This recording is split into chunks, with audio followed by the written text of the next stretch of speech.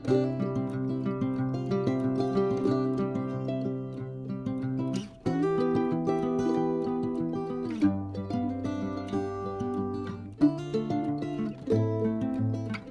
বন্ধুরা, কেমন আছো সবাই?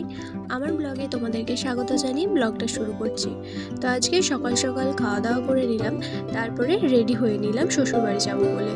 তো মায়ের তো ভীষণ মন খারাপ, আমারও মনটা খারাপ, কিন্তু কি করব বলো, মাকে টাটা করে বেরিয়ে পড়লাম। আমার শ্বশুরবাড়িতে তো কালী পুজো আছে, মা তো বাড়িতে নেই, আমাকে গিয়েই পুজো করাতে হবে। বাপের বাড়ির রাস্তা পেরিয়ে চলে এলাম শ্বশুর বাড়ির রাস্তায়। তো আমরা প্রায় বাড়ির কাছাকাছি চলে এসেছি, আর এখান থেকেই আমরা পুজোর বাজার করে নিয়ে যাব। বাড়িতে গিয়ে আর বাজার করাটা হবে না। তো বাজারে এসে কিছুক্ষণ দাঁড়িয়েছিলাম আমি, আর ও গিয়ে ফলমূলগুলো সব কিনে নিয়ে এলো। তারপর চলে এলাম সোজা বাড়ি। বাড়ি এসে কোনো রকমে স্নানটা করে নিলাম, তারপর রেডি হয়ে নিলাম। রেডি হয়ে পুজোর জোগাড়গুলো করে এখন আমি যাচ্ছি পুজো দিতে। বাড়ির পুজোটাও এর মধ্যে করে নিয়েছি, কারণ ওখানে পুজো দিতে গেলে অনেকটা দেরি হবে। পুজোর ডালাটা আমি রেডি করে রেখে দিয়েছিলাম, তারপর বাড়ির পুজো করে নিয়ে ডালা নিয়ে আমি বেরিয়ে পড়লাম মা কালীর পুজো দিতে। তো তোমরা কোথাও স্কিপ না করে সঙ্গে থাকো, পুরো ভিডিওটা দেখো, আমি তোমাদের সঙ্গে অনেক কিছু শেয়ার করব। আমি এখন চলে এসেছি মা মহামায়াতলায়। এখানে সবাই পুজো করাচ্ছিল, আমি যাদের সঙ্গে যাব, কাকিমাদের সঙ্গে।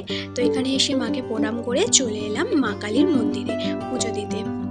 মায়ের মন্দিরে এসে মাকে দর্শন করলাম, প্রণাম করলাম, তারপর পুজোর ডালাটা রেখে আমি তোমাদেরকে মন্দিরটা ঘুরে দেখাচ্ছি। এই দেখো, এখানে কত ফুল এনে রেখেছে মন্দিরটা সাজাবে বলে। আর এখানে দেখো প্যান্ডেলও হয়েছে, এদিকে সবাই পুজো দিতে আসছে। আর ওই দূরে যে প্যান্ডেলটা, ওখানে সব সবজি কাটা হচ্ছে। আর জানো তো, এখানে তো এখন পুজো হচ্ছে, আর রাতেও পুজো হবে, হোমযজ্ঞ হবে, আর মায়ের ভোগ প্রসাদও খাওয়ানো হবে। তো পাড়ার সবাই মিলে একসঙ্গে পুজো দিতে এসেছিলাম। পুজো তো এখন হয়ে গেছে, এবার আমরা পুজোর প্রসাদ নিয়ে বাড়ি ফিরবো। দেখো, এখানে হোমযজ্ঞ হবে রাতে।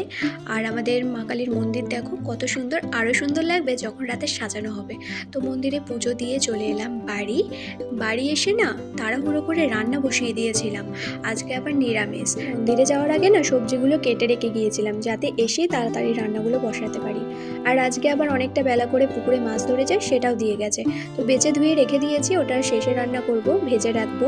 আজকে তো খাবো না মাছটা। তো ভাতটাও আমি বসিয়ে দিয়েছি, আর মোটামুটি আমার রান্নাগুলো কমপ্লিট হয়ে গেছে। আমি এখানে একটু টমেটো স্যালাড করে রেখেছি, ওরা টমেটো স্যালাড খেতে ভালোবাসে। তো টমেটোটাকে একটু সেদ্ধ করে তেল, নুন আর ধনেপাতা দিয়ে ভালো করে মেখে রেখেছি। আর একটু তেল লঙ্কা ভেজে রেখেছি আলু ভাতে করব বলে। নিরামিষ কী বা রান্না করব, তো বাঁধাকপির তরকারি করেছি একটু, আর জিরে ফোড়ন দিয়ে মুগের ডাল করেছি, আর করেছি বেগুন ভাজা, আর টমেটো স্যালাড তো আছেই। তো আজকের মেনুতে এগুলোই ছিল। খাওয়া দাওয়াটা করে নিলাম। আর আজকের অনুভূতিটা একটু অন্যরকমই ছিল। এই প্রথমবার আমি এত কাজ সামলে রান্না বান্না করে সব কিছু করলাম। এই সুন্দর দেখতে প্রাণীটা আমাদের বাড়িতে বেরিয়েছিল।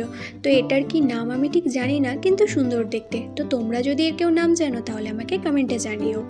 তারপর সন্ধেবেলায় সন্ধে দেখিয়ে আমি রেডি হয়ে নিলাম কালী মন্দিরে পুজো দেখতে যাব বলে। তো আমি আর ও তারপর রেডি হয়ে চলে এলাম মন্দিরে এসে দেখলাম ঘট তুলে নিয়ে চলে এসেছে।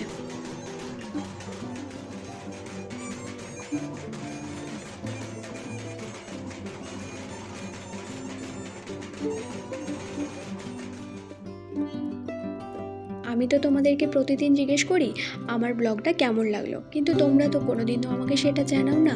তো আজকে অবশ্যই জানিও আমাদের গ্রামের পুজো, মন্দির, মা কালী, এই সব কিছু তোমাদের কেমন লাগলো। যদি ভালো লাগে তাহলে ভিডিওটা একটা লাইক করে দিও, চ্যানেলটাকে সাবস্ক্রাইব করে দিও পরের ব্লগটা দেখার জন্য। ঘর তুলে নিয়ে আসার পরে মা কালীর পুজো হলো, তারপরে এখন হচ্ছে হোমযজ্ঞ। তো হোমযজ্ঞ হয়ে যাওয়ার পরে মায়ের ভোগ খাওয়ানো হবে। তো চলো বন্ধুরা, আজকের ব্লগটা এই পর্যন্তই, দেখা হচ্ছে পরের ব্লগে। টাটা।